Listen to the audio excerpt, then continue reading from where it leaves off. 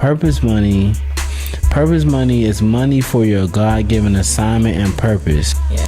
But purpose money is your assignment money. Purpose money is the money that God gives you to do what he sent you here to do. I has sent all of us here with a list, a to-do list. And he's given us money to complete that. Going ahead and making a big decision based off of your emotion. Come on. Thinking that, okay, well, even though we're not here, but eventually we will get there once we get married. No, because that's not the case. So if they're not showing signs, right, and you will see the signs in the conversations. Oh, for sure. So don't ignore it. Don't ignore it. What's going on, world? It's your boy Judah, and we are back with another game of Emotion Podcast. To my left, your right, is my boo, is my poo, is my thing, is my wife. Y'all already know. Is the love of my life. Hey y'all, I'm She. Hey y'all, so we're gonna hop right into today's episode. We're not gonna waste any time. We are going to pick up from where we left off last week when we were talking about what is your financial limit, what is your money limit. And that's the topic of today's episode is what is your limit? Identifying how much money can you really realistically effectively handle and manage on a weekly basis and a monthly basis. I would say yearly, but really when you break it all the way down to a weekly and a monthly basis, that's a very key place to identify, because if you can handle your weekly and monthly correctly, you'll be able to handle the year, whatever you make per year. So it's two elements, it's two areas of money we're going to talk about today. We're going to talk about the personal level, and then we're going to also talk about the purpose level. Yes. We're going to start at personal though. If you're married or even single, and if you have the aspirations to get married, even if you don't have the aspiration to get married, but I would encourage you to have aspiration to get married, because being married is great. I love being married. I really do. Like, me and Pooh be going at it. I'm not gonna say what she be doing, but not playing. But nah, I love it though. I really do love it. I would encourage any and everybody to get married, for real. But in your single season, and especially if you're married, it is very important to sit down with your wife and with your husband and talk numbers. Talk the numbers. Why? Because you guys have to identify what can you really handle without losing your mind on a weekly and a monthly basis correctly and effectively. What can you really manage?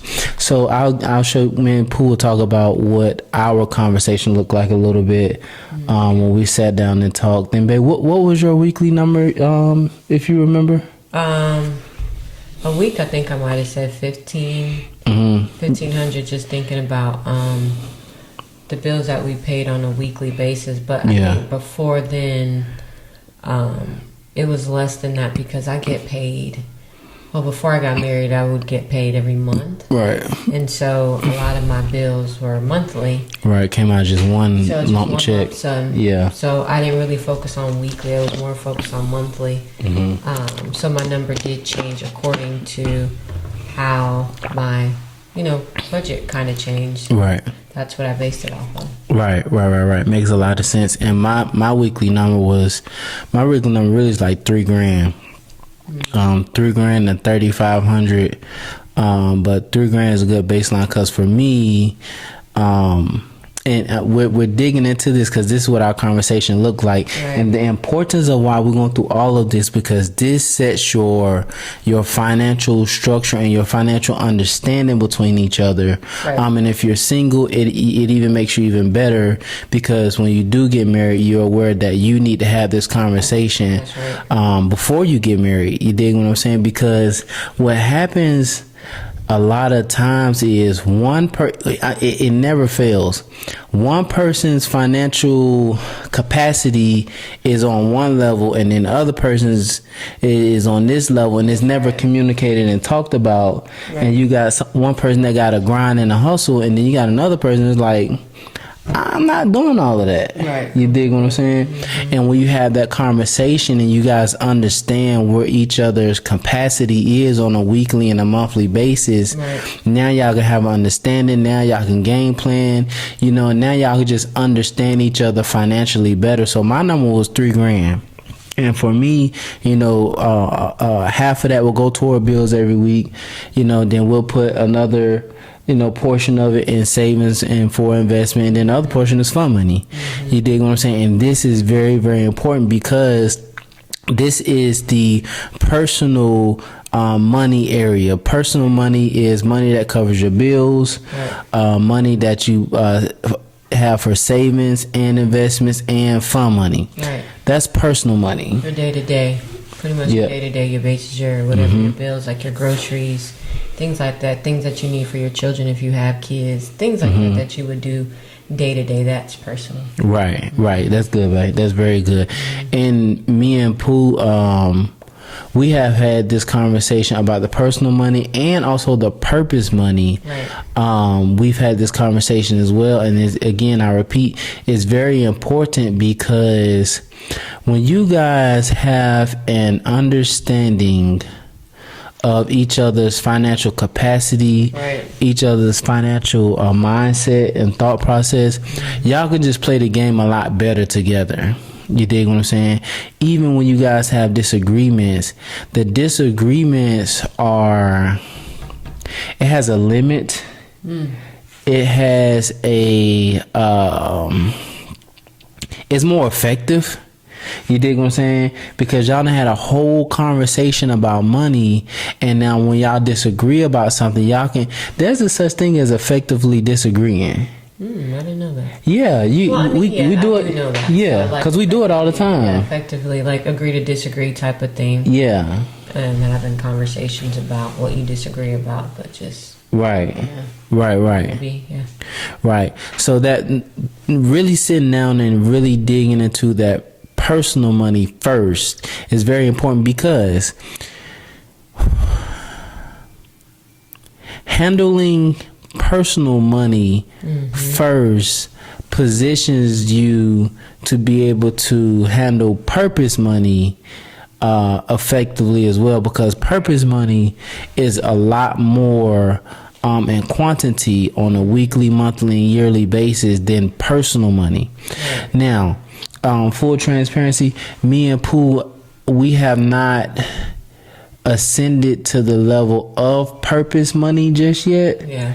But we have had many conversations and game planning and strategizing and getting each other's understanding and capacity when it comes to purpose money. Yeah, but I think that is because as far as us being transparent and letting you all know that we have not experienced purpose money, and that's just because of the amount of time that we've been together. We're still that's super solid. Yeah, you know, so been married 35 minutes at this point. Right.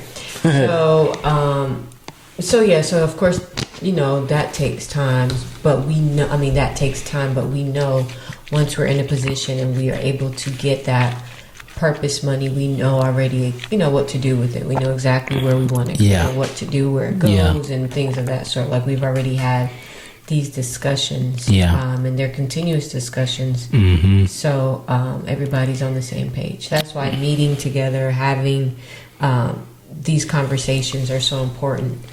So you guys will be on the same page, number one. Right. But also being able to share whatever, if it's a dream that y'all have, or if it's, you know, an assignment that you believe you all need to do together. So it does really make a difference. Right. That's very good. And also it's important to have that conversation because y'all might have two different dreams. That's right. You know what I mean? That's right. Y'all might have two different dreams. Y'all might think y'all have two different assignments from God. And then in that situation, what happens is, this is why the conversation is so important, because what happens is, as you guys have the conversation, and not, when I say conversation, I mean conversations plural over time, there can be a negotiation, there can be an agreement reached. You dig what I'm saying? So that way, you don't have two people dreaming and thinking and moving in two different directions. Yeah, for real. Like that's a real thing. The entrepreneur that I talk about all the time, and I hardly ever talk about him and his wife, but Alex Hormozy, but him and his wife, you can tell, and they even do a lot of videos together, but you can tell that they've had in-depth conversations about money, goals, assignments, dreams. You can tell they've had it for years at this point, and they're in business together, and this is why I think they're so successful. Yeah, and they're freaking network of businesses that they own between each other is almost, it's $250 million. You don't get to that level without these conversations. Yeah, and sometimes it can be very hard conversations too. Like, even though we talked about like possibly not being on the same path or having the same dream and things like that, but just being open with your spouse, or open with whoever you want to spend your life with, or however you want to do it, dating, however y'all want to do it. So you guys can, have them early, so you'll know, like, even if you're not married just yet, sometimes that could be a deal breaker. Look, you know what I'm saying? Listen to me. So let's touch that real quick, real quick, just real quick. Let's touch that. We got to dig into that, because when me and Pooh were, I guess you can call it dating. I already knew I was gonna marry her, so I ain't really call it dating. But I would just for the sake of keeping it simple, I'll just use the word dating. But when me and Pooh were dating, we had these money conversations. We had these money conversations, and I'm gonna tell you, when you have, especially when you're in the phase of just call it dating, when you have these money conversations, and if you discern that the person you're having these money, I'm telling you, man, I'm telling you, if you discern that the person you're having personal money conversations with and purpose money conversations with, if you discern that they either cannot really have this conversation with you, or they don't want to have this conversation with you, or they don't even want to level up and grow and evolve to be able to have this conversation with you, listen to me, don't do it. I'm trying to tell, because it's not going to change when you get married. It's not going to change it's not going to change when you're around each other every single day, Monday through Sunday, January through December. It's not going to change. And if you have a certain mindset concerning your personal money, your bills, and then purpose money, and then you connect with somebody that don't even either cannot have the conversation, do not want to have the conversation, or do not even want to level up to have the conversation, you got real trouble, man. You got serious problems. And I'm gonna tell you, when me and Pooh was having those conversations, if that was something that I discerned and I felt like she was gonna be a financial hindrance, it would be very hard. Listen to me, man. Like, I'm gonna tell you what I would have did. I would have tried my best with everything in me to really explain it and try to really get her to understand.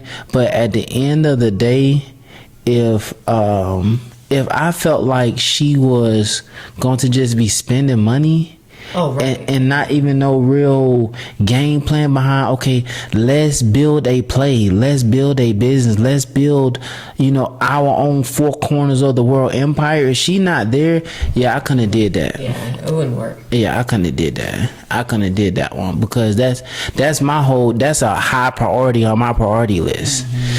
So that's okay. Like that, I mean, you have to understand that too. Like, it's okay if that person isn't there. But sometimes like he said, if they don't have a willingness to do it, you know what I mean? Right. You know, I wasn't really. I mean, I did spend money, like, before we met. Like, I was a spender more than a business-minded person. I was thinking more of a consumer, right? Yeah.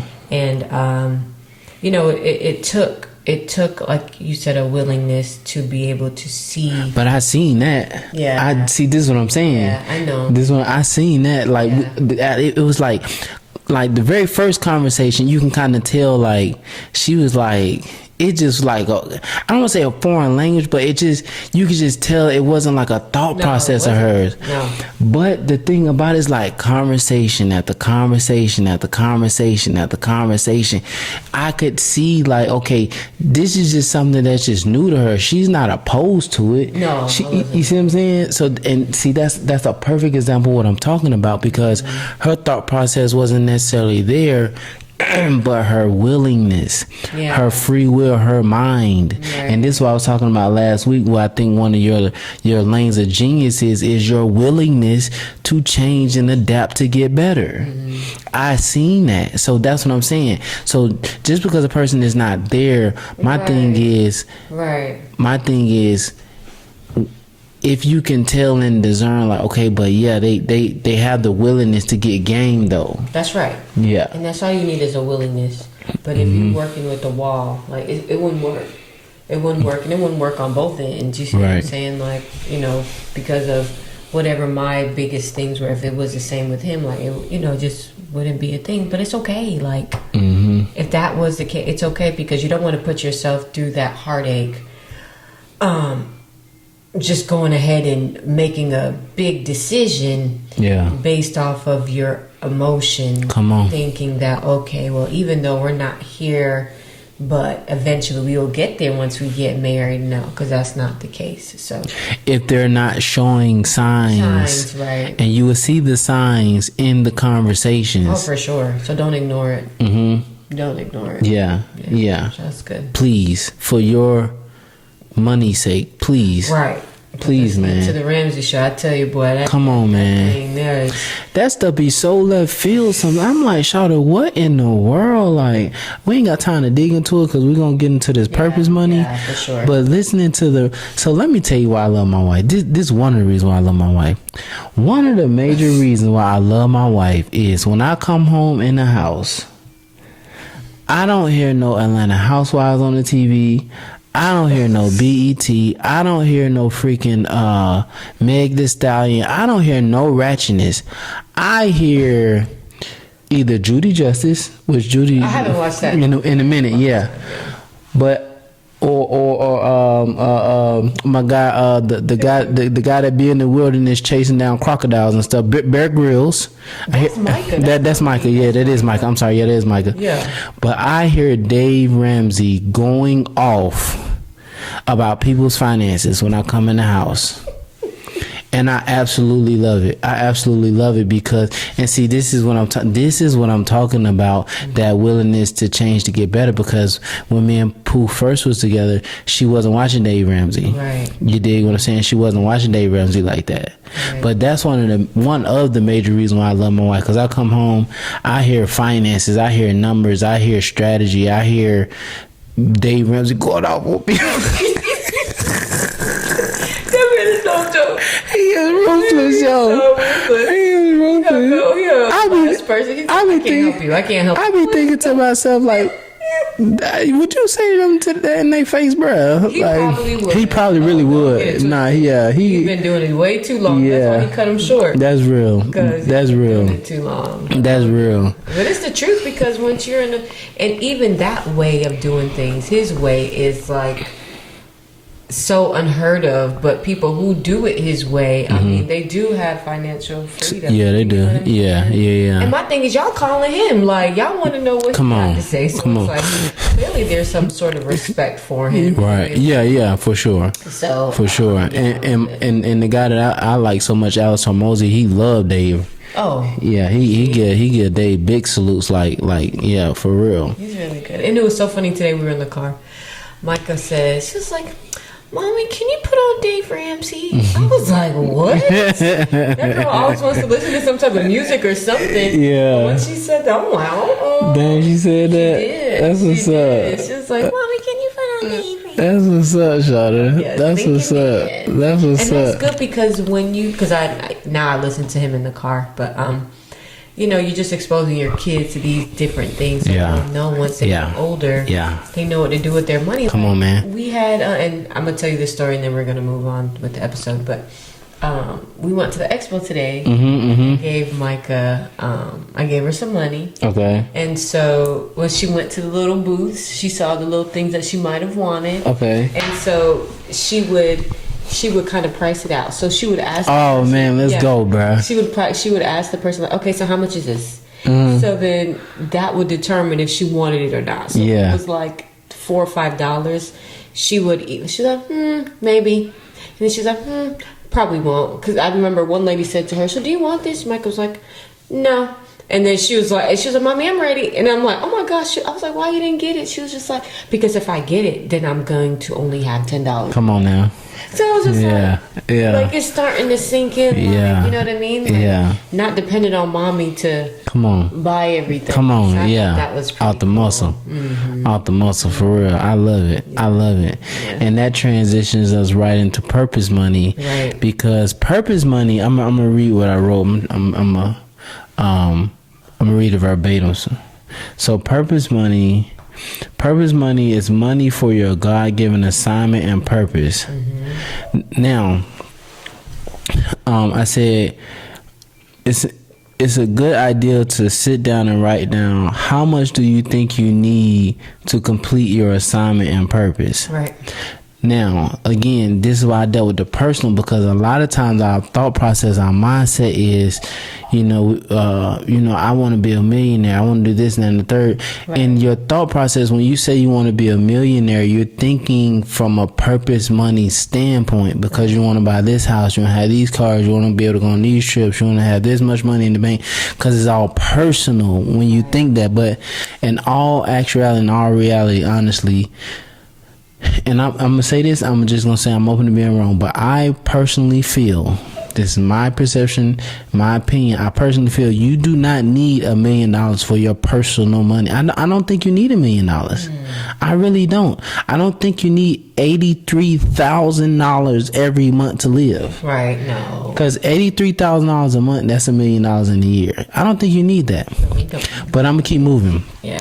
But purpose money is your assignment money. Purpose money is the money that God gives you to do what He sent you here to do. I always tell somebody like this.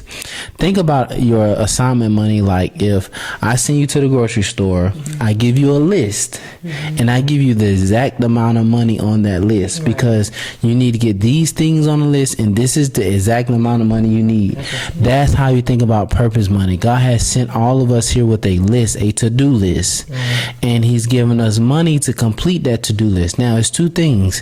One, it's a constant process and discovery of what is God's assignment and purpose for our life. And number two is, as you get to level, He will reveal how much money you need for this assignment. You dig what I'm saying? He'll either reveal it or He will. Sorry to cut you off. Oh, you good? Or He will just give it to you. You know what I'm saying? So like with different projects or things that, well, let me tell you this, right? So I know this has happened to me a couple times where I was entering a different season in life. And even though we're talking about purpose money, but when I was single, and there were like just different seasons I was transitioning to, it could have been like just with my career and things of that sort. The Lord would increase my money, right? And I'm thinking, okay, Lord, like, I got a good amount of money. Because you think of personal money. See, you think, you think it's for yourself. But then what happens is I realize, like, okay, there's different things that increase in my life. So if it's like a bill that's higher that I have to pay, or my car note is higher, and things like that. So even though it's not purpose money, but for my personal money, God will just drop that money, and when He drops it, it's like I thought like, okay, that's the money that I get a little free money. Yeah, fun money. Yeah, money. And it never is that. It's like there's really a purpose for the money that he gives. Yeah. You get what I'm saying? Yeah. And so it's like you have to be able to budget and use it wisely, because in my opinion, he doesn't continuously do it if he knows that you're going to mishandle it. No, I agree with that. I agree with that 100%. So it literally is the same thing with personal and purpose. Yeah. And the way you don't mishandle your personal money and your purpose money, I'm telling you, you have to focus over your emotions. It is so very important to learn how to separate your emotions from your money when it comes to personal and purpose. You understand what I'm saying? Because when you can separate your emotions from your money, then you can really see clearly what to do and what not to do. You can see the play. So number one, you have to identify how you're feeling. A lot of time when it comes to money, for a lot of people, I know Pooh used to, and she's a lot better now, but it used to make her really anxious. Like she didn't want to talk about no money. And I used to be like, but babe, this is the point that I'm saying. If we don't talk about this now, when we need to talk about it, it's gonna be real problems. I know. So let's deal with it now. It's okay. Like we can figure out the finesse and the play and the adjustments now ahead of time, as opposed to just keep trying to avoid this. The train is coming regardless. Like you're gonna catch the train. You don't want to get hit by the train. You dig what I'm saying? So you gotta identify how you feeling. Number two, you gotta understand your emotions are not your friend, especially when it comes to money, because emotions are not logical, they're not practical, and they're not rational. And it is very dangerous to have personal or purpose money, whichever one, but to have money and be in a position of not practical, not logical, and not rational. And that's what our emotions are. And number three, you have to focus on what this is where you have to discern. Am I need to be focused on the right now task at hand, or do I need to be focused on a bigger picture? You dig what I'm saying? You got to kind of discern what the situation is dictating. Is the situation dictating for me to focus on the right now task at hand, or is it dictating for me to focus on the bigger picture? Or both. That's not something that we can answer for you, and because I'm trying to figure out myself. You dig what I'm saying? But for real, seriously, but when you look at your money in these two ways, and you focus over your emotions, looking at it as personal, sit down and really dig into this, and your purpose money, sit down and dig into this. And as you dig into this, again, like I said, focus over your emotions is going to put you in a very, very, very good position to correctly manage, to be effective. And then your personal money, you'll be a lot more effective. And then when that purpose money hits, you'll be able to complete your assignment with the money that God giving you, for sure. That's real talk. You got anything, babe? No, that was good. Cool. Well, we're going to get out y'all way for today. Thank y'all for tuning in. We will see y'all next week. Hey, our hats are available. We got them for sale. Click the link in the description. The ebook is available. That is free. The ebook, man, talks a lot about what we just talked about today. It talks a lot about this stuff. So you can click the link in the description. Get your hat today. Get your free ebook. And if you want to book us to come speak to your team, your organization about this right here, or any topic, we can come out, we can talk, we can help, and we can increase your bottom line for sure. So with that being said, it's your boy Judah and my boo, my poo, my thing, my wife, the love of my life. We are GONE gone.